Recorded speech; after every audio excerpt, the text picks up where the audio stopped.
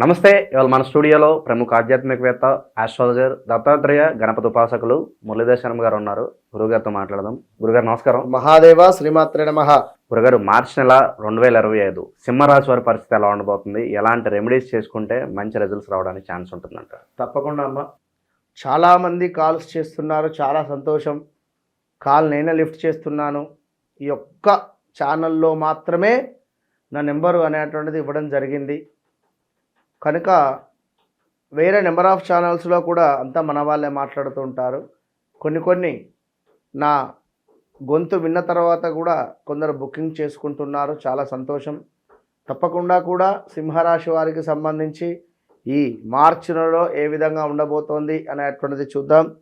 మరి ఈ యొక్క సింహరాశి వారికి అష్టమ శని ప్రారంభం కాబోతూ ఉన్నది. సో చాలా జాగ్రత్త.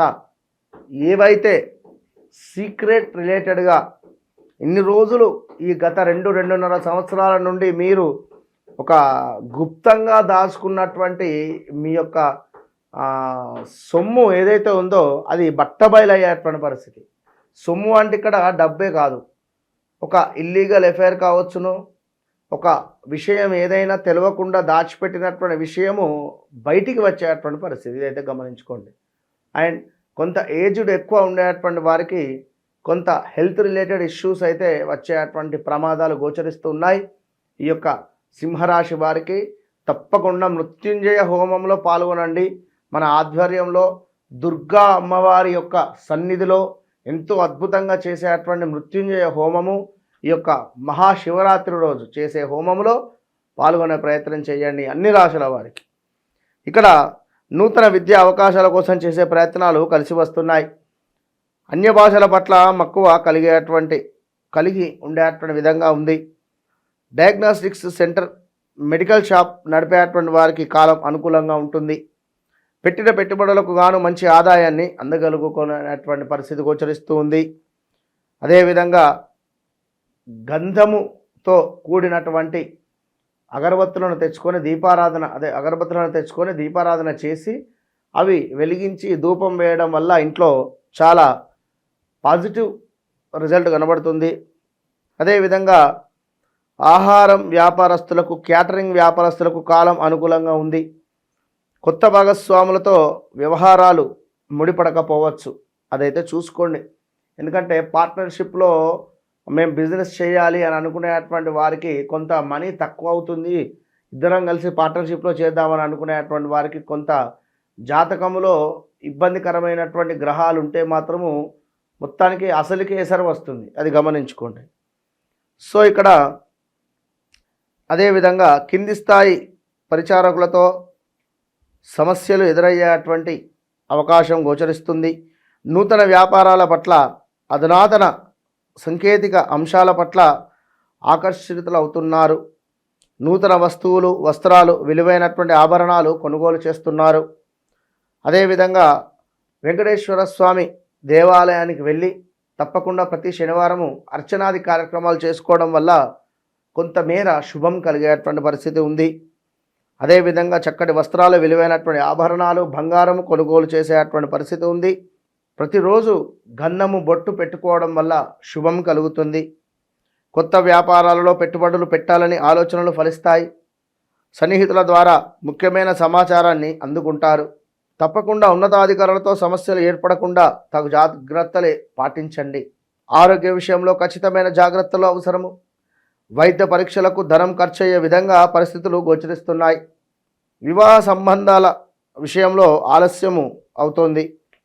తప్పకుండా మనకు తండ్రి లేని సంబంధాలు వచ్చే పరిస్థితి గోచరిస్తుంది. వివాహం జరిగిన తర్వాతనైనా మ్యారిటికల్ లైఫ్లో ఇబ్బందులా, లేదా ఎంగేజ్మెంట్ అయ్యి మ్యారేజ్ క్యాన్సిల్ అవ్వడమా, లేదా వివాహం జరిగినటువంటి 2-3 రోజులకే భార్యాభర్తలు విడిపోయేటువంటి పరిస్థితులా, ఇలాంటివి కొన్ని గందరగోళమైనటువంటి పరిస్థితులు మీకు ఎదురయ్యే పరిస్థితి ఉంది. దీనివలన కొంత ఆవేదన ఏర్పడేటువంటి పరిస్థితి అయితే ఉంది. జాగ్రత్తగా ఉండండి. చేపట్టినటువంటి పనులు ఏవైతే ఉన్నాయో అవి తప్పకుండా ఉత్సాహాన్ని కలిగిస్తున్నాయి. స్వచ్ఛమైనటువంటి స్వల్పమైన లాభాల కోసము ఎంతగానో శ్రమిస్తున్నారు. వాణిజ్య ప్రకటనల ద్వారా వ్యాపార కేంద్రానికి ఆదాయం కలిసి వస్తుంది. నూతన గృహోపకరణాలకు కొనుగోలు చేస్తారు.